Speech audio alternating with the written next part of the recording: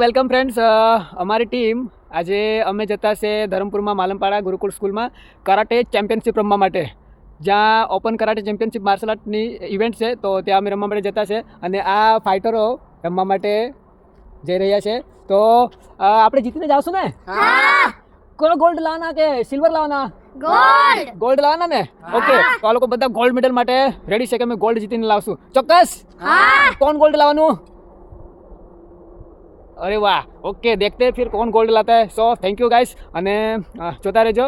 So guys, finally અમે વલસાડ જિલ્લામાં આવેલ ધરમપુર તાલુકાના સ્વામિનારાયણ ગુરુકુળ હાઈસ્કૂલ માલમપાડામાં પહોંચી ગયા છે. આ અમારી ટીમ છે અને અમને સ્પેશિયલ સ્પર્શ સંસ્થા જે ખરી એ ખૂબ જ સપોર્ટ કરી રહી છે બાળકોને આવી સ્પોર્ટની એક્ટિવિટીમાં અને સ્પેશિયલ માર્શલ આર્ટ કરાટે ક્લાસીસમાં ટ્રેનિંગ તેમજ ચેમ્પિયનશિપોમાં ભાગ લેવા માટે અમને ખૂબ સપોર્ટ કરે છે. તો એ અમારા માટે ખૂબ ગર્વની વાત છે.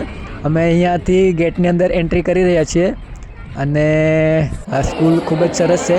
તેમજ ફ્રેન્ડ્સ, આ નેશનલ ઓપન કરાટે ચેમ્પિયનશિપ છે, તો અમારા બાળકોને અહીંયાથી વધારે શીખવાનું મળશે.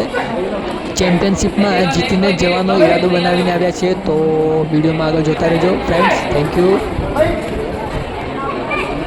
સો ફ્રેન્ડ્સ, ફાઇનલી 5 બાળકોએ પાર્ટિસિપેટ કર્યું અને એમાંથી 2 ગોલ્ડ, 2 સિલ્વર મેડલ અને 1 બ્રોન્ઝ મેડલ જીત્યા છે. તો બાળકોને ખૂબ ખૂબ સરસ અને એમણે જે કમેન્ટ કર્યું હતું એ એમને પાર પાડ્યું છે.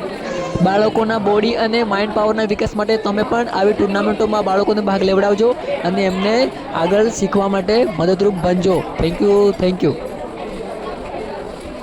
વેલકમ ફ્રેન્ડ્સ, અમે કપરાડા તાલુકામાંથી અહીંયા આજે ધરમપુર તાલુકામાં ચેમ્પિયનશિપ રમવા માટે આવ્યા છીએ અને અહીંયા અમારે બાળકો છે પ્લસ જે આખી ટુર્નામેન્ટનું ઓર્ગેનાઇઝેશન કરેલું છે એવા જોશી મનોજ સર છે. તો એ અમારા માટે ગર્વની વાત છે ને એમના હસ્તેથી આજે મેડલ પણ મળ્યા છે. તો એક આ આદિવાસી બાળકો છે, તો એમને એક પૂછીએ કે તમને કેવું થાય છે રમીને?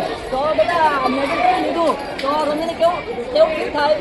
પહેલા મને બહુ બીક લાગી, પણ પછી બહુ આનંદ છે. એના કારણે હું ડિસિપ્લિનમાં રહ્યો, એના કારણે હું આજે જીતી ગયો છું. અરે વાહ, જબરજસ્ત, વેરી ગુડ. બરાબર, બધાને જે મેડલ મળ્યો છે તે એકદમ ગર્વનો અનુભવ થાય ને? ઓકે, તો અમારા માટે આ ખૂબ સરસ છે કે આ જે મનોજ સર છે એમણે અહીંયા ટુર્નામેન્ટનું આયોજન કર્યું, જેથી કરીને આદિવાસી બાળકોને પણ એમનો લાભ મળે અને ભવિષ્યમાં એ લોકો જે બી કોઈ ગોલ હોય, આર્મી પોલીસ બનવા માટે ગોલ હોય, તેમને ત્યાંથી સપોર્ટ મળે. So thank you sir. Thank you sir. Thank you.